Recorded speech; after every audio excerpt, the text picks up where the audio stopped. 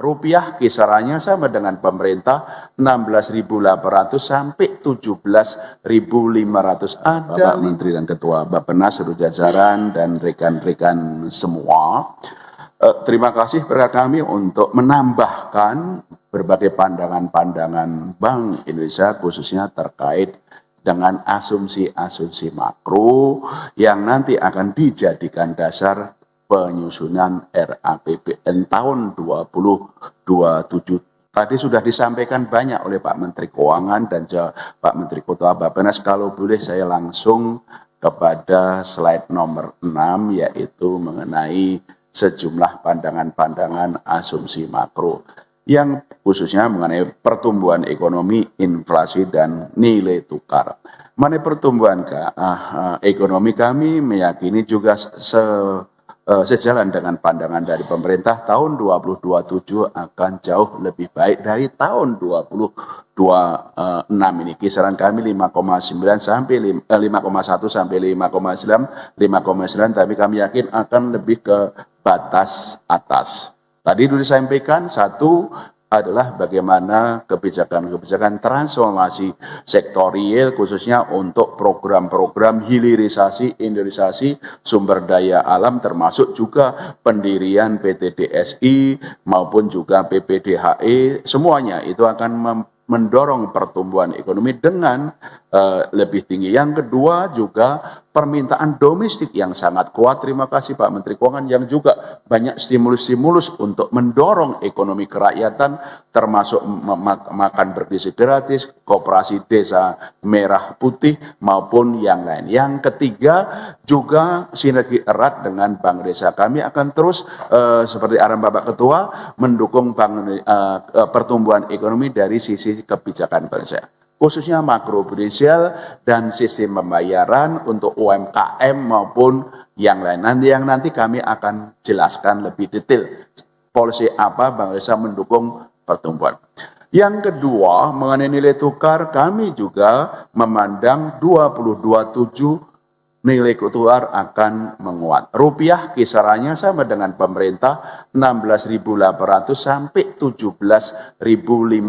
Ada 5 faktor utama yang mendasari kenapa rupiah tahun 2027 akan berkisar 16.800 sampai 17.500 menguat ke sana. Yang pertama, tentu saja kondisi ekonomi tidak akan seburuk tahun ini, akan membaik. Pertumbuhan ekonomi dunia itu akan naik ke 3,1%. Tentu saja itu kondisi-kondisi yang sekarang geopolitik kita harapkan akan lebih dan harapannya akan mendorong inflow ke negara emerging market termasuk Indonesia.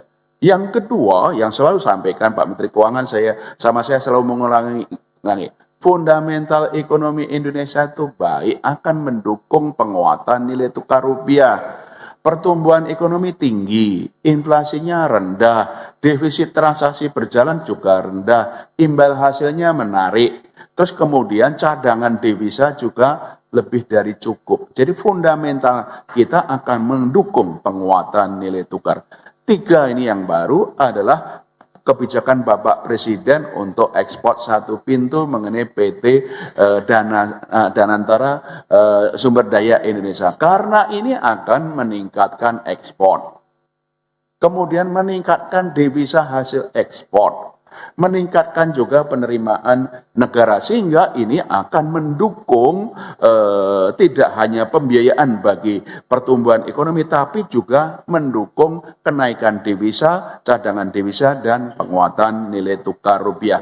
Keempat adalah komitmen kuat Bank Indonesia untuk terus menjaga nilai tukar rupiah, baik melalui intervensi, kemudian berbagai kebijakan-kebijakan lain yang sebentar lagi saya akan jelaskan. Kelima adalah koordinasi erat kebijakan fiskal moneter dan kebijakan fiskal pemerintah dan kebijakan moneter Bank Indonesia. Termasuk dari waktu ke waktu kami terus erat, terakhir ini sekarang berdua difokuskan menjaga stabilitas nilai tukar rupiah yang kemarin kita sudah umumkan bersama bagaimana fiskal moneter sama-sama menstabilkan nilai tukar rupiah, yaitu meningkatkan daya tarik imbal hasil investasi portfolio asing dan juga menjaga kecukupan likuiditas yang kemarin kami sampaikan.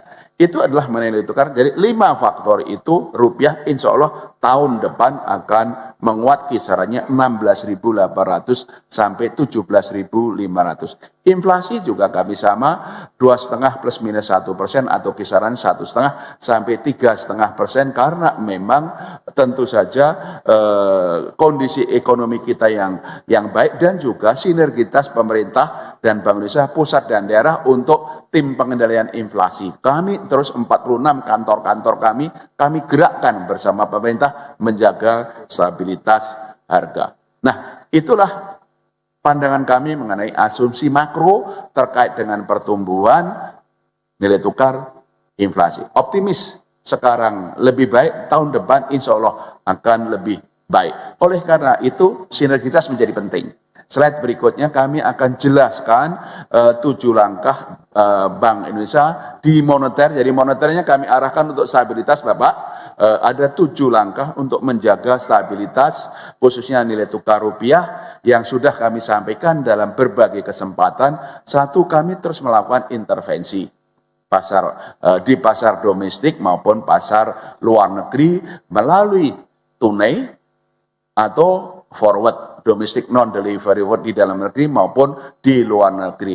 Cadangan devisa kami jaga lebih dari cukup untuk menjaga stabilitas nilai tukar rupiah. Nomor 2 adalah menyesuaikan suku bunga. Hari ini kita naikkan lagi 5,5. Kami tidak suka menaikkan suku bunga, tapi untuk bagaimana menarik investasi portfolio asing yang sedang di luar negeri suku bunga naik semuanya. Jadi ada penyesuaian sesuai mekanisme pasar. Nomor 3 juga meningkatkan aliran masuk modal asing melalui SRBI yang terus kami lakukan koordinasi dengan pemerintah supaya investasi portfolio di SRBI, SBN maupun saham itu naik. Nomor 4 juga kami koordinasi di fiskal moneter adalah menjaga likuiditas di pasar uang dan perbankan lebih dari cukup, yaitu pertumbuhan uang primer selalu double digit, terakhir itu 14,8 dan bulan-bulan ke depan selalu akan kita jaga double digit. Nomor 5 adalah menurunkan batasan pembelian dolar di pasar domestik tanpa underlying yang berlaku mulai Juni adalah 25.000 per pelaku per bulan. Nomor 6 yang tadi saya sampaikan Pak Ketua adalah memperluas transaksi falas di dalam negeri, tidak hanya rupiah dolar tapi juga rupiah yuan. Rupiah yuan sekarang sudah ditransaksikan dalam negeri dengan meningkatnya transaksi yuan rupiah untuk penyelesaian perdagangan dan investasi antara rupiah dengan Cina yang kita sebut local currency transaction. Nomor 7 kami juga menerjunkan pengawasan kepada bank-bank dan korporasi, koordinasi dengan OJK untuk memastikan transaksi falas di perbankan itu adalah dengan underlying.